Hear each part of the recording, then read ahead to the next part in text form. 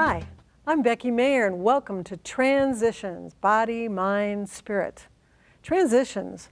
We all know transitions in our life. I particularly like to use the metaphor of triathlons. That's where you first swim, and then you get to the transition area, then you bike, and then you get to another transition area, and then you run. That's a big metaphor for our lives. And I've really enjoyed over our season talking to various people on how they change from one thing to another. And today we have Lynn Cothren, who think of a small child in a small town in Tennessee, and think of that child going from that to being a personal assistant to Coretta Scott King, a personal assistant to the CEO of all the Girl Scouts, and lots of things in between. That child going on national TV with Oprah. And what an interesting thing. So we have our interesting person here, Lynn Cothren. Welcome. Thank you. Thank you for having me, Becky. Yes. Now, tell us your humble beginnings in Tennessee, in a small town, and what made you decide to leave that small town as a young man and start your transitional journey in your life. Well, growing up in Lincoln County, south here of Nashville, the opportunity for work or possibilities, particularly if you were a gay individual, was a barrier. And at that time, you didn't necessarily feel safe in that community. So early on, I knew that I had to move to a larger city. And most gays, 30 years ago would go to San Francisco or New York to begin their journey. A lot of Southern gay men and women moved to Atlanta in the 80s, and that's where I found myself. And I went there initially to go to art school at the Art Institute of Atlanta. And in going to school, I went to work at the King Center, which is the living memorial to Martin Luther King Jr. that was founded by Coretta Scott King in 1968 after Dr. King's assassination. So being a 19-year-old and being in Atlanta and then feeling a sense of freedom of my sexual liberty, being gay in Atlanta. And you could say those words and then. I could say it, and I could be gay, and I could be comfortable with who I was, the way God had made me for the first time. And though being at the King Center, initially it was a job, but once I got involved in it, I realized the importance of the work, and particularly the social justice movement that Dr. King and Mrs. King led in this country in the civil rights movement. And the more years involved, after 23 years, I really understood the impact of how things can change in our country if you continue to work in the struggle, and how far we came from Dr. King's assassination to establishing Dr. King's birthday as a national holiday. Wow. And I was fortunate enough to start before the holiday and work on that with Mrs. King and the rest of the staff. And it was just a great honor to see that we have a national holiday, the only American holiday named after an African American or any American, for fact, because Columbus is the only other national holiday, and he was not an American.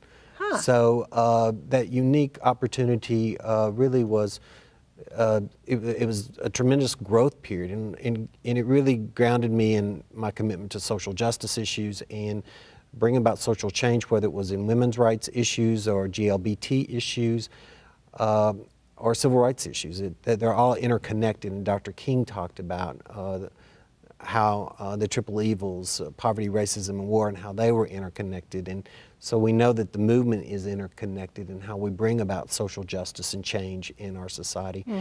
And knowing that Mrs. King didn't herself live to see the first African-American elected president, but she did see Nelson Mandela released from jail and get to welcome him to this country and being a part of that celebration.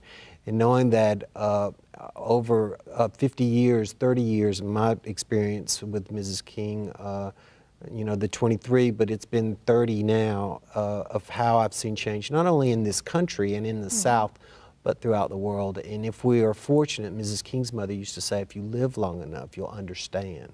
Well, let's go back to, you're the 19-year-old in Atlanta, and you get this part-time job right at the King Center. And I would like to know, how did that little start began, and somehow or other, you became a administrative assistant, I guess, to her? Well, I never had that title. I would love to say that that was a great skill set that I have, but it's not. I became a great confidant and friend of Mrs. King. My title varied from the director of her office of community outreach to special assistant. So I had a variety of titles in the capacity of working with Mrs. King. But I think the best title that, you know, that she gave was as her special assistant. Back in the day, she would say that during Lyndon Johnson's time, the most top senior position was not a chief of staff, was special assistant. That meant the person that was the gatekeeper, the person that everyone had to go through. Over the years, we've changed it to chief of staff, but at that time, to her, that was the role of chief of staff, was her special assistant. So everything came through the special assistant. So to define what you did, you were the gatekeeper for all the media people. I'm trying to get a little sense of how this transitioned. I started out as a copy boy, and then it ended up being a file clerk, and then understanding her filing system when no one else did, so then I could find stuff when no one else could find it. Okay. And then the relationship grew into such a relationship that I then became the person that would oversee the speech writing in terms of working with the speechwriter and making sure that we hit the topics that we wanted to hit. Then taking over her scheduling. And some of this happened because people were retiring. And as they retired, then you picked up the ball. They said, well, Lynn, this is a new responsibility. So the last 16 years with Mrs. King, I basically oversaw all of the operation of her business side of speaking, booking her engagements. Wow. Coordinating all of her traveling all over the world with her. I was fortunate enough to travel to Africa many times, but we traveled to Europe and in Asia. So you were physically there with her as an assistant. Exactly. Doing whatever needed to be done. Absolutely, whatever needed to be done, and that was it was sort of the call of service. I mean, being a servant leader, being in a position. You know, Dr. King often talked about the greatest among you is the servant, referring to in the Bible. And so working in my life's work, I've always felt that being in a place of being able to serve the principal or the individual, that could be my greatest contribution in terms of them bringing about the social justice or change that they were working at. So it was always a great honor and a privilege to be in a position to do whatever I could do to make Mrs. King's work easier. And I think that's how we ended up so tight, because she knew— On a personal level. On a personal level, a very personal level. She had an assistant that was her personal assistant. I was her special assistant. Personal assistant dealt with her clothes, her hair, her makeup, and you know, some of accounting issues, and was with her as long as I had been with her. But we all made a very good team and understood the important work that, you know, Mrs. King was doing was continuing the legacy of Dr. King. I mean, creating the national holiday by building the King Center, you know, being a single woman at the time of Dr. King's assassination and taking on the responsibility of building a national memorial or international memorial to Dr. King in Atlanta that was not just a resting place, but also a place that people could come and learn about the movement and nonviolence. And she piloted programs that were used in South Africa for the first election. We were in South Africa or in Haiti, or, you know, using Kingian methodology and nonviolence. So, you know, being a part of that and working with her, you know, it's like it was a grow into job. So it was not like you know, 19, I moved to Atlanta and I got to do all this stuff. I grew into it, and it fit. We were sort of like peas and carrots. We went really well together. It sounded like there was an incredible level of trust. And for somebody to be a confidant, a trusting, she trusted you to take care of things, and that level of trust increases as she asks more and more and more and more of you. And also to travel to Africa, you want somebody to support you, to be there for you. And it sounds like that was your role, and like you didn't want the spotlight, you were helping her be in the spotlight. Oh, absolutely.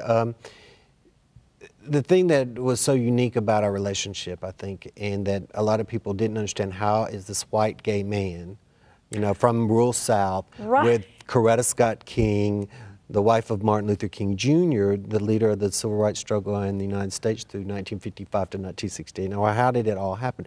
And I think that God puts you where you're supposed to be when you're supposed to be there. And I've always seen that throughout my life, wherever I end up at. It wasn't a planned thing, but I think, you know, whatever you believe in, and you know, if you believe in something, and I'm a believer in something, and I know that I'm there for a reason, or was put there for a reason. And I think Mrs. King felt we had this conversation, she felt the same way. We both served each other on a personal level as friends, but you know, it's different when it becomes chosen and you choose each other, and it's more than just a boss and employee relationship. You had made reference before about a feeling of family, a chosen part of family, and that there sounded like almost a family type relationship, that you were so close in helping each other. But do you feel that some of the people around her resented you because you were a white man amongst Oh, black? absolutely. I mean, she got flack for the fact that, you know, she had a gay white man traveling outside of the country with her, even some of her board members. But I remember her telling me the situation and the board members and what she told them. And she didn't pick me because I was white or because I was gay. She picked me because I took care of business and I took care of her. There you go. And so once Mrs. King laid the law down, most people sort of backed off. They didn't challenge her. Once they would come to her with a challenge, she was very capable, you know, of letting him know this is the way it's going to be, and it subsided.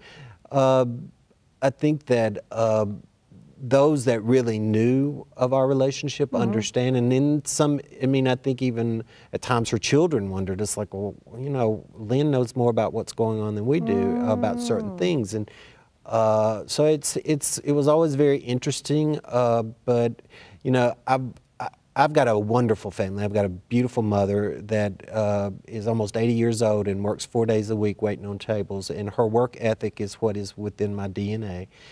And I have 5 sisters and a brother. Wow. I come from a wonderful biological family that Right.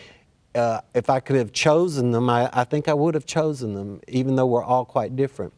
But when you get to choose your family outside of your biological family, that's even a greater blessing in a sense, because you know, sometimes you've got people in your family you don't really care about. I'm fortunate that I like most of mine, and most of the time they like me. But when I get to be in a situation that I've been able to choose my family or be chosen, it's when you talk about spiritual, it's then when you have that good feeling and good people around you that help make you a better person, and knowing that, you know, that you're doing something that's better for humanity.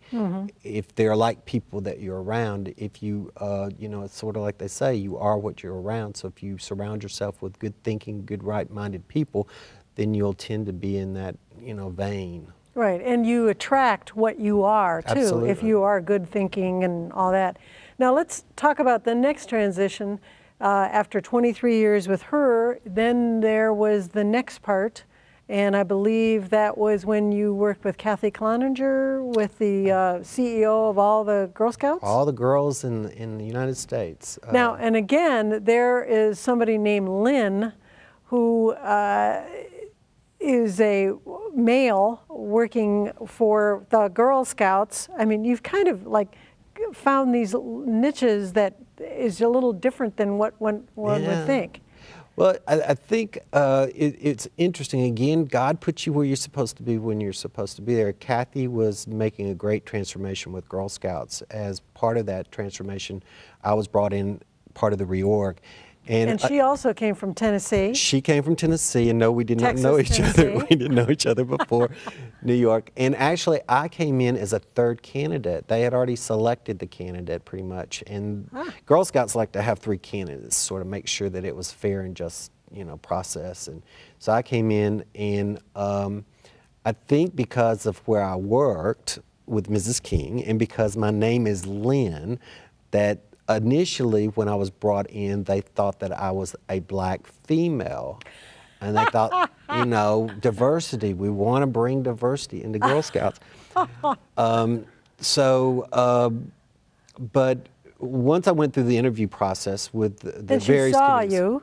me and her sat down together like for the third interview for this job, and it was just an automatic connection. I knew that, like Mrs. King, Kathy is so committed to the work of making the world a better place for young women and developing leadership. I mean, her commitment was there, and it was really totally in line with the work that I'd been doing with Mrs. King in terms of social justice. And I never thought of the Girl Scouts as a movement or a social justice kind of thing. But then once I got back from it and realized that in a country that doesn't have wonderful leaders, and that there's a void when 50% of women make up the population, but only 12% make up leadership positions.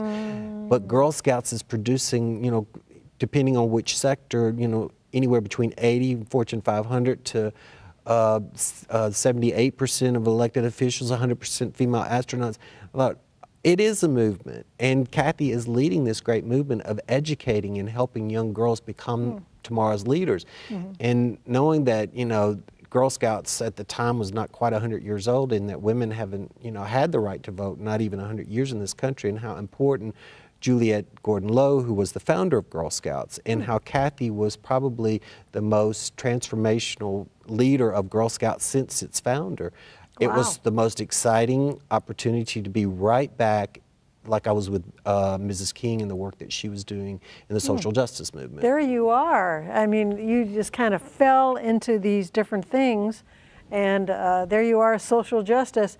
And I can see the thread of social justice, whether it's the black movement or girls or gay, it's all about social justice and being fair with everyone.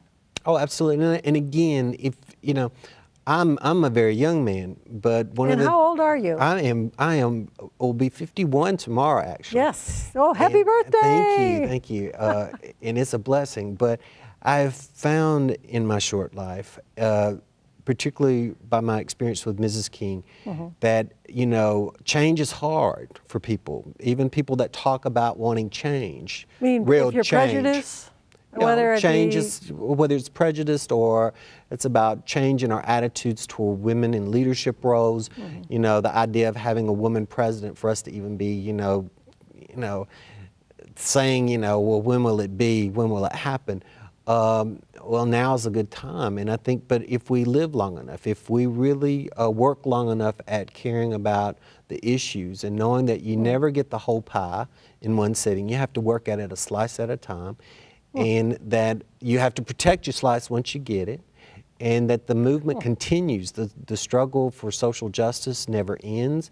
It's continuous, but the one thing that if you have lived long enough, you can see from whence you've come. I lived long enough to see Ellen kicked off of TV because she was a lesbian, and now I see that she is the top-rated talk show host in the country in the afternoon. So if you live long enough, you see attitudes change in this country, and we already know that. I worked on a campaign back in the 80s where Cracker Barrel legally fired all of its gay and lesbian employees. Because they were gay. Because they were gay. And that's legal, and it's still legal in this country. They're not protected in many states throughout the country.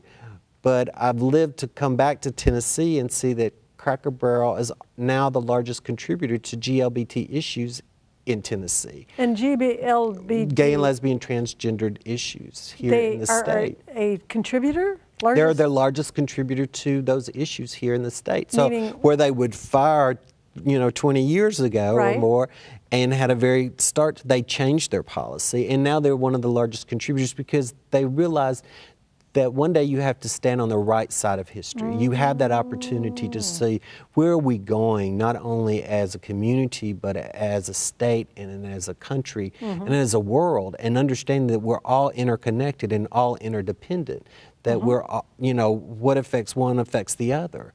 And it's based in the King philosophy, but it's a great world house. So, you know, he talked about when you leave your house in the morning, if you had coffee, it came from Colombia.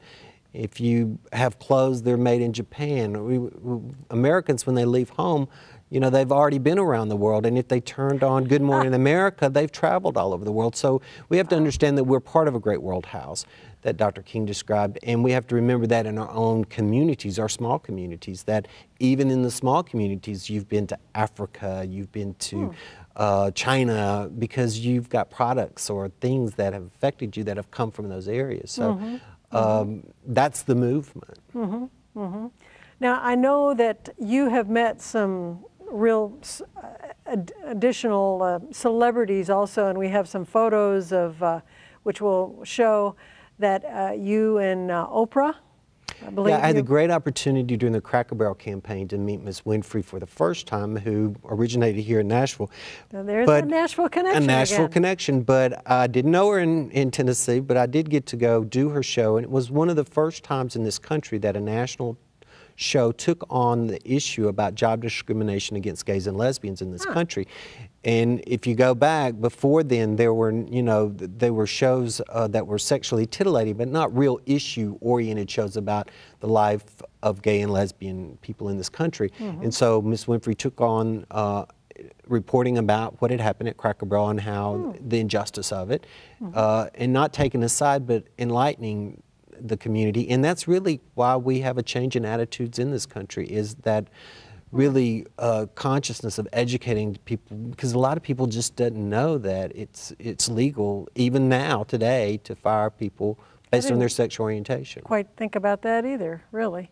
So you say that must be the son of Miss Winfrey when I think of Oprah, but well, I mean, you know, I think if I'm with Oprah and it's her and I refer to her as Oprah. If I'm talking about her, I refer to her as Miss Winfrey, like I would refer to Mrs. King as Mrs. King. You know, in the South, and I learned this by being at the King Center, particularly because I'm a Southerner, and black people of Mrs. King's generation, particularly her father, and I was made aware of it, and it's just out of respect, because her father would be called out by his first name by a kid, you know, a white kid. That was a form of Jim Crow and discrimination, and it's just out of respect. So I expect, my expectation is that I want people to respect my mom, that are younger, and I would, you know, I don't introduce my mother as this is Miss Cothren. You know, I want children to respect her, and it's a Southern, you know, respect thing. It's a Southern thing, and I can't bring myself to call people in their first name unless, you know, if they're at a certain age, without them saying, "Don't call me that name," and then even still would publicly, I would refer to them as their surname. I mean, it's just it's a Southern. Okay. All right, and I think we also have a picture of you and Maya Angelou. Dr. Angelou, yes. And tell us how that relationship became so close. Well, I had been working with Dr. Betty Shabazz, who was Malcolm X's widow, and had become very close friends, and didn't realize that we would end up being so close. And when she was in the fire that took her life, Dr. Angelou called me up on that day, and we had known each other and had been together, but she said, "Lynn, I understand how close you were my sister Betty. And now you'll be a son of mine." And it's been since that time that she and I have not let each other go, because, you know, Dr. Angelou has lived and had seen so many of her friends like Dr. Shabazz and Mrs. King, her sister friends, and she worked for Dr. King and she worked for Malcolm X. I mean, she's had such a great life that there are a few people that she can relate to on a certain level. So we've been together over 30 some odd years now, and we get to spend. You and Maya Angelou. Yes. Oh. We get to spend time together, quality time. Like Easter is one of our holidays that we spend together, and that is so cool. we color eggs and we send them to the church. We have a great time. Wow. Now, we're coming down to the last few minutes. I would like to know what is next for Lynn. What is next on the table? What amazing things? Well, I turned 50, and I'd been in New York for almost 9 years, and it was time for a change. I moved back south because I wanted to be closer to my family. Back to the small town. Back to Fayetteville, Tennessee. And I knew what I had been doing the last year in New York. I'd been doing consulting work, and I've been doing it since I moved back to Tennessee for different individuals or different organizations. So I've most recently taken on the responsibility as Chief of Staff to Martin Luther King III, which is the eldest son of Dr. King and Mrs. King. And at a time that it's sort of a full circle moment. It allows me an opportunity to stay in Tennessee in my beautiful home in the south, south of Nashville, but it takes me back to Atlanta to see many of my friends and chosen family members there. And working with Martin in his deep commitment for social justice, and really particularly he is concerned about poverty in this country and the reality that it has not changed that much since his father's time.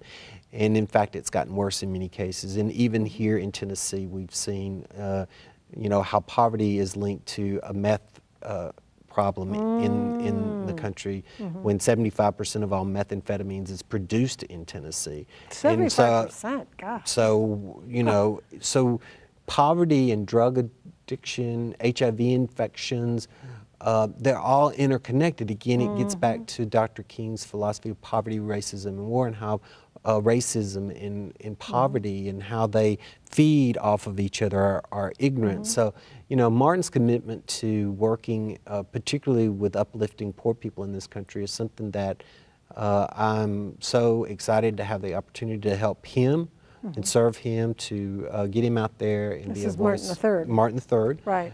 To be that change in social justice issues. Wow. And here you have done full circle from being in the small town, being all over the world with all these celebrities, and now you're back in the same small town, but still venturing out.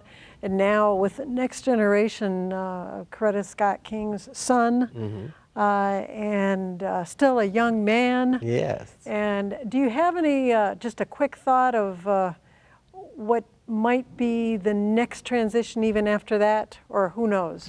Again, a life that's plotted, I think, can be very boring. And my life has always been, again, when you're called to serve, you answer the call. Called to serve. And it's in keeping with, God putting you in the place that you need to be in for the individual that you want to serve or work with, and being an individual that can freely give of self. I don't know what the future, but it's been so exciting so far. It's like how you could, wow, without planning, look at all the wonderful things you've been into. Sort of let go and let God. And if you just sort of let it go and give it up, and if you really have to let it go, though. Yes. And that's the thing about it. A lot of people will talk about letting go, yes, but they hang on to it because they're trying to fix it or move it in a certain direction. But if you let it go, if you follow allow yourself to be in the plan. All right. Well, Lynn Cothren, thank you very, very much for your insightful wisdom, and what a wonderful journey. Talk about some transitions. Wow. And thank you all for watching. And this is Transitions, Body, Mind, Spirit. Becky Meagher. Thanks.